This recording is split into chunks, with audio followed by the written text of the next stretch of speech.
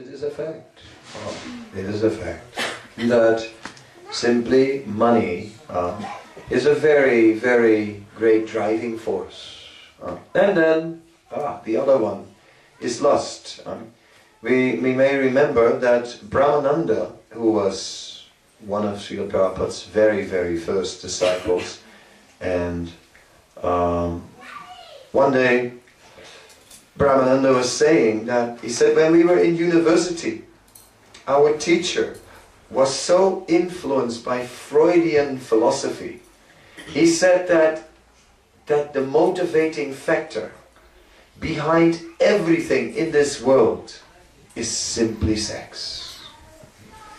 And said and then Brahma said, yes, and then of course I put in a paper in the argument that actually, no, there is something else, that there is also a deep spiritual hankering in people. Right? Said, but this foolish professor, right, he said, he couldn't appreciate that paper.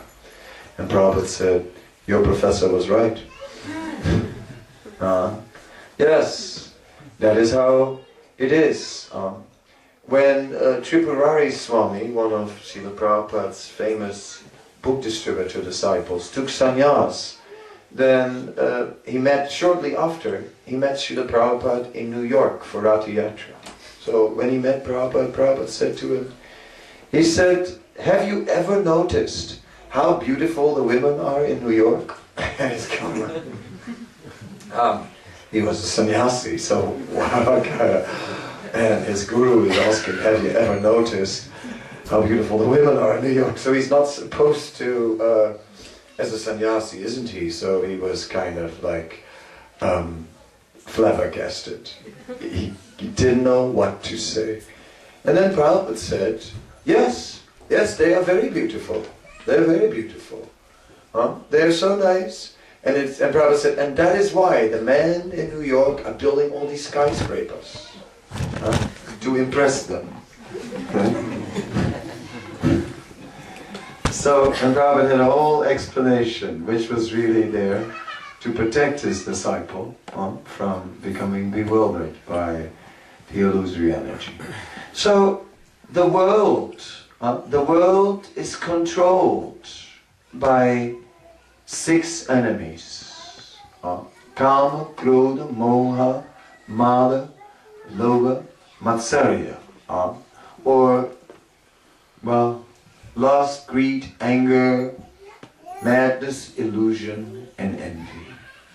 And who is free from these things? Who is free? Where in the world are we free? And that is actually the cause of all the trouble in the world. Lust, greed, anger, madness, illusion, envy.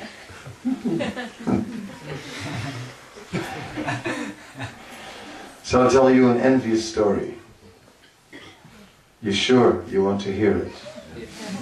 It's really envious. It may be too much. Maybe I shouldn't tell it. Or should I? Yes? You should. Okay, you asked for it. Okay. You can't blame me now. Blame yourself because you asked for it. Anyway, the story is about a genie in a bottle. This man, one day, there is some entity in a bottle and he just looks at it and yeah, let me out, let me out, let me out. Plop. Yes, master. Aha. Yes. Yes, you can have anything you desire, but your neighbor will get double.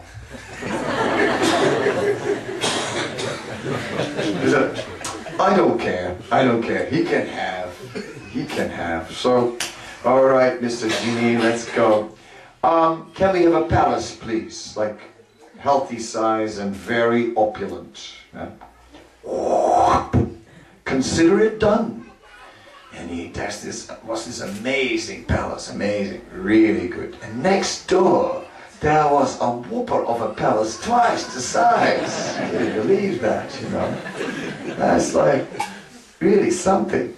Anyway, he can have, I don't care, I got my palace. And he was there in this palace, but you know, that palace of the nature, of the neighbors, was blocking his view. Yeah, it's really getting a bit of a drag, that thing really blocking his view all the time. Right? So, yes, master, I want a few extra stories on top of my palace. No problem. And next door, skyscraper. My God, you know, it's too much, and the thing was blocking the sunlight. Really getting a bit much. So our friend became very depressed, really depressed, and then he thought about it for a long time.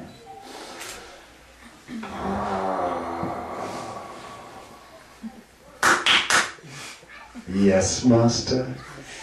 He said, all right, I want that you take one of my eyes.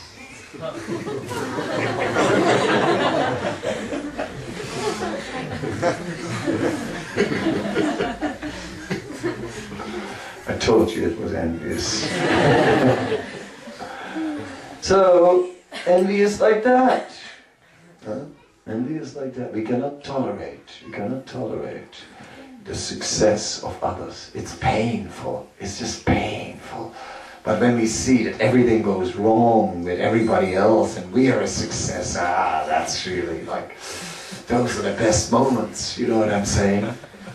If the whole street has what you have, then it's no fun. But if you're the only one, then, you know, it's like ecstasy.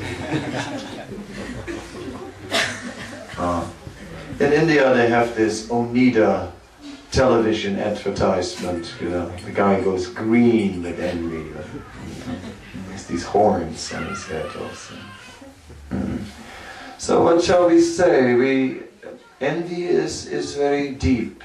And envy can even go deeper than that. Because envy is not just jealousy on what others have, but envy is also different. It's a story of a wolf. There was a wolf one day, and the wolf was at the river, and the wolf was drinking the water, and then this little lamb comes. And this little lamb started to peacefully drink the water, and the wolf says, "Hey, you dirty little lamb, who do you think you are, sticking your filthy snout in my drinking water?" Yeah. "No, Mr. Wolf, no, there's no problem because I'm drinking downstream from you." Ha! Now look at that! You know, first you stick your filthy snout in my water, and then you've got give me some lip as well. Yeah, and you did the same thing last year. "No, Mr. Wolf, last year I wasn't even born yet." "Now it's too much. For this I will eat you." That's envious, the wolf. So even that we don't let someone exist or find a bad name for a dog and hang it. In this way, the Vedic culture is very nice. Because Vedic culture speaks of praja. Praja means that which has taken birth has a right to exist. That means that you can't kill. You can't just kill.